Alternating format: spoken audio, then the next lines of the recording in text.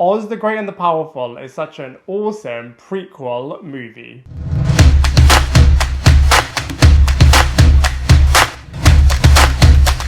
Hello everybody and welcome back to my channel Lifestyle Critic. I hope you're doing well. In this video we are going to be reviewing Oz the Great and the Powerful, which is a fantasy adventure movie set 20 years before the events of The Wizard of Oz, and this is a bit of an origin storyline for the Wizard of Oz character and reunites director Sam Raimi with the lead actor James Franco, as obviously they work together in the Spider-Man trilogy, and it's just such a brilliant casting having James Franco playing this character, as he just embodies and oozes this character so brilliantly. And the movie also has brilliant humor, wit and the razzle dazzle that you would expect from this series. I mean, I do think they could have pushed the fantastical aspects of this movie, but that being said, it's still a brilliantly fun ride, and I'm going to be breaking it all down for you in this movie review.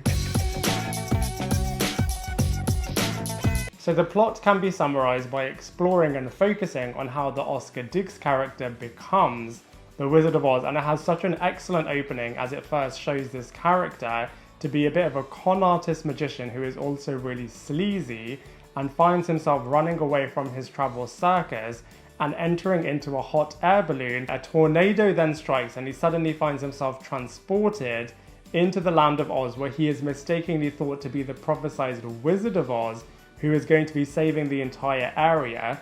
The film then explores whether or not he is going to be able to convince everyone and make them believe that he actually is the Wizard of Oz, whether he is going to be able to stop the two wicked witches, and if he's going to be able to save the land of Oz once and for all. Now, from a positives point of view, I think this is a really great new take on the mythology. Obviously, the Wizard of Oz is so popular, and it's really great to see all of the connections and the callbacks that they make to the original story, while still being really innovative and trying to do its own thing as well. And I always really like the Wizard of Oz character, but he doesn't really get that much focus in the original story, whereas this time he is the center point of the entire story, and it's just really, really great to get under the skin of this character, really see where he came from and how he actually became the character that we know in the popular story. However, from a negatives point of view, I do feel like they could have pushed the fantastical aspects of this movie a lot more, and I also think they could have connected it a little bit more as well to the Wizard of Oz storyline. But that being said, they are trying to do their own thing as well, and it is really, really fun.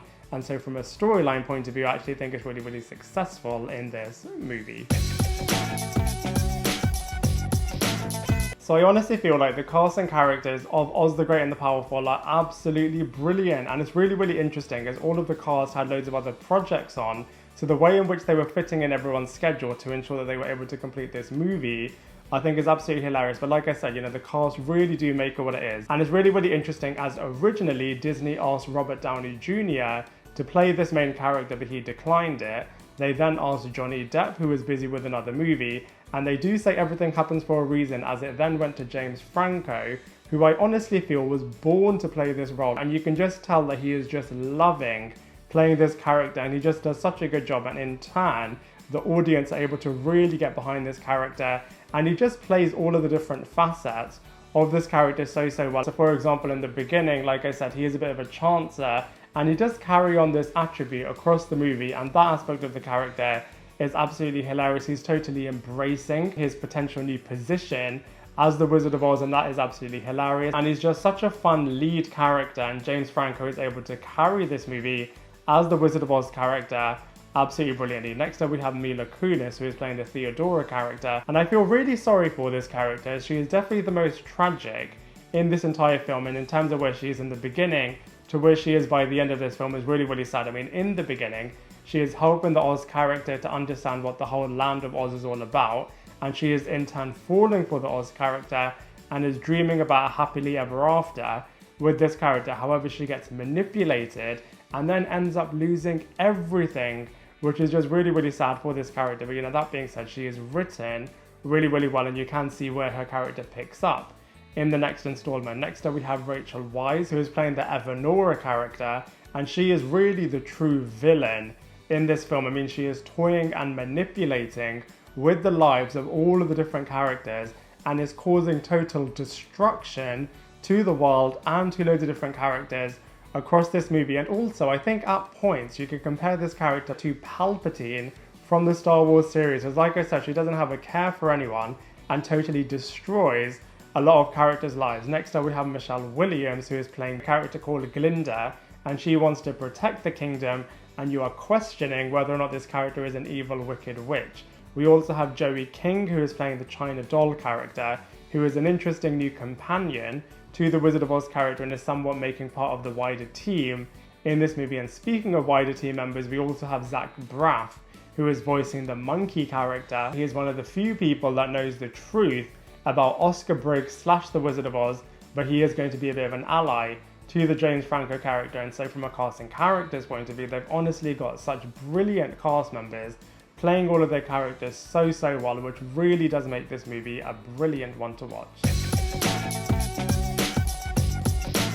So from a visuals point of view, honestly, Oz the Great and the Powerful looks absolutely amazing. I mean, you really do feel like you've been transported with the Oscar Briggs character to the land of the Oz, as it all looks absolutely extraordinary. I mean, the yellow brick road looks absolutely brilliant, Emerald City looks really great, and the Dark Forest looks absolutely wicked as well. Obviously, it's a recently released movie, and so the visuals from the original series are 10 million times better, and it does look bigger, better, bolder than before. And you know, it's got some massive sequences in this movie, and all of those look really cool. I do feel like they could have pushed the adventure fantasy aspects a little bit more, but you know, for what they have done, all of the visuals do look absolutely impressive.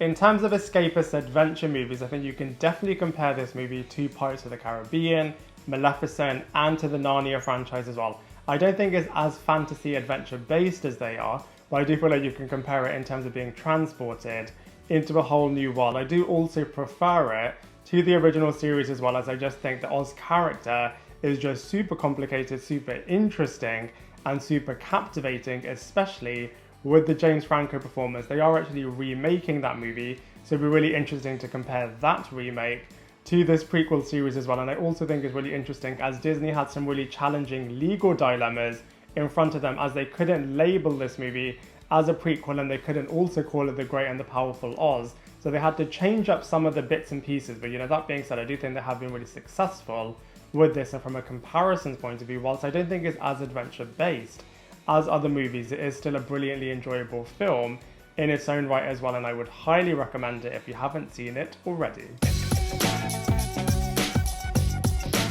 So overall, I really enjoyed Oz the Great and the Powerful. I thought it's a really fun, new, light-hearted take on the original series, and I think they did a really good job in terms of doing a prequel and focusing on earlier characters to see how they became their future versions. And I actually think prequels do actually have a bit of a hard job sometimes, but they did a really good job with that. I think the cast is absolutely brilliant in this movie. I think the storyline narrative is really cool. All of the visuals are absolutely brilliant. You really do feel very immersed into this world. Like I keep saying, I do feel like they could have pushed certain adventure and fantasy moments a little bit further, but you know, that being said, I really enjoyed this movie, and so for all of those reasons, I'm going to give it a solid 7 out of 10. I'd love to hear what you think, so please let me know in the comment section below. Otherwise, I look forward to seeing you in my next video.